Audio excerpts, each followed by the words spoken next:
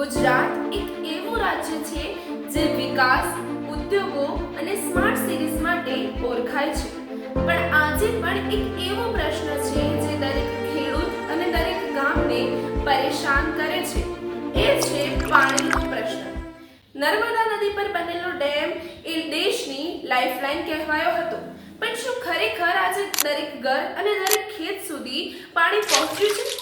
1990 પછી ગુજરાતે એક મોટું સ્વપ્ન જોયેલું, સરદાર સરોવર ડેમ.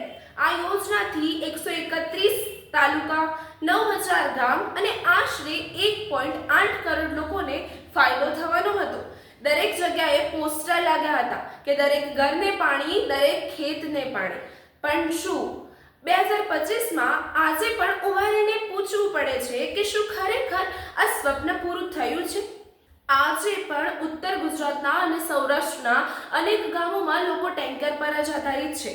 ખેડૂતો કહે છે કે હજુ પણ અમારા ખેત સુધી પાઇપલાઇન જ નથી પહોંચ્યો. દરેક વર્ષે ગ્રાઉન્ડ વોટર લેવલ ઘટી રહ્યું છે. એક સર્વે અનુસાર ગુજરાતના 60% જિલ્લાઓ ક્રિટિકલ વોટર ઝોનમાં આવી ગયા છે. એક તરફ તો ત્યાં ઉદ્યોગો માટે પાણીનો પુરવઠો સીધો મળી રહે છે, ત્યાં તો બીજી તરફ ગામમાં પાણી માટે કટારો લગાવવી પડે છે. આ પાણીની મુશ્કેલી માત્ર કુદરતી કારણોસર નહીં, પણ ક્યાંક ને ક્યાંક સિસ્ટમની પણ ખામી જ છે. જેમ કે પાઇપલાઇન નેટવર્કમાં વિલંબ. 30 વર્ષ પછી આજે પણ અનેક ગામો કનેક્ટ થયા નથી. રાજકીય પ્રાથમિકતા.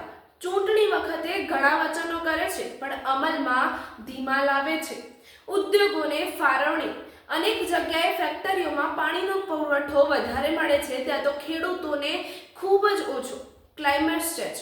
વરસાદની પેટર્ન બદલાતા દુષ્કાળનું પ્રમાણ વધી રહ્યું છે અને આ બધા જ સંકટોનો સૌથી મોટો ફટકો ખેડૂતોને જ પડે છે.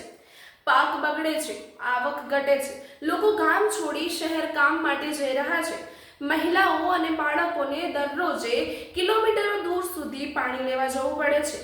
અને માત્ર ગામમાં જ નહીં પણ શહેરોમાં પણ ગરમીના દિવસ દરમિયાન પાણીનો કટ જોવા મળે છે. આ પરિસ્થિતિ ગંભીર છે પણ ઉકેલ એ શક્ય છે. કેટલાક ગામોએ ઉદાહરણો પણ આપ્યા છે. ચેક ડેમ અને વરસાદી પાણીનો સંચય. રાજકોટ અને જૂનાગઢમાં આના ઘણા મોડલ્સ જોવા મળે છે. ડ્રીપ સિંચાઈ યોજના. આ યોજનાથી પાણીનો ઉપયોગ 50% કરતાં પણ ઓછો થઈ જાય છે. પોલિસીમાં સુધારો. જો સરકાર પારદર્શક રીતે ડેટા શેર કરશે અને ન્યાયી ફાળવણી સમાન રીતે કરશે તો તફાવત ઘટી જશે. જનજાગૃતિ.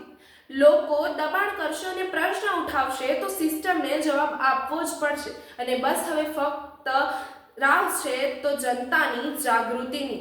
ગુજરાતનો સાચો વિકાસ ત્યારે જ થશે જ્યારે દરેક ઘર અને દરેક ખેત સુધી પાણી પહોંચશે. ઉદ્યોગો અને પ્રોજેક્ટની સાથે સાથે પાણીનો ન્યાય પણ એટલો જ જરૂરી છે.